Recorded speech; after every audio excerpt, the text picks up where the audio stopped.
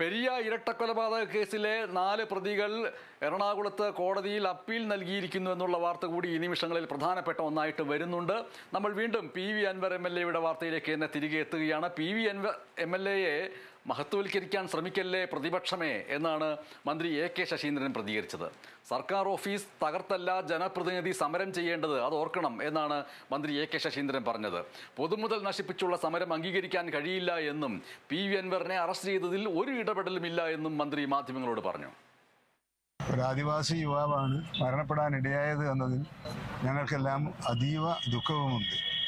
സാധാരണ നിലയിൽ ഉൾവനത്തിൽ നിന്നും വന്യമൃഗങ്ങളുടെ ആക്രമണം മൂലം മരണപ്പെടുന്നവർക്ക് സഹായ ധനം നൽകുന്ന ഏർപ്പാട് പതിവില്ല.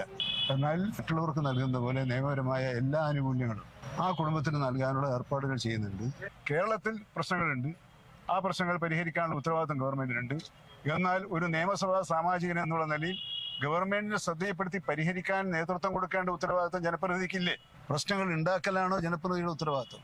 ന്യായമായ പരിഹാരം കാണാനുള്ള ശ്രമങ്ങളാണ് നടത്തേണ്ടത്. പോലീസോ വനം വകുപ്പ് ഉദ്യോഗസ്ഥന്മാരോ നിയമവിരുദ്ധമായി എന്തെങ്കിലും ചെയ്തിട്ടുണ്ടെങ്കിൽ അതും പരിശോധിക്കാൻ ഗവൺമെന്റ് തയ്യാറാണ്. അതിനനുസരിച്ചുള്ള നിലപാടുകൾ സ്വീകരിക്കും. PV അൻവറിനെ മഹത്വവൽക്കരിക്കുന്ന മഹാത്മാഗാന്ധികളായി അവർ ദയവായി മാറുന്നു.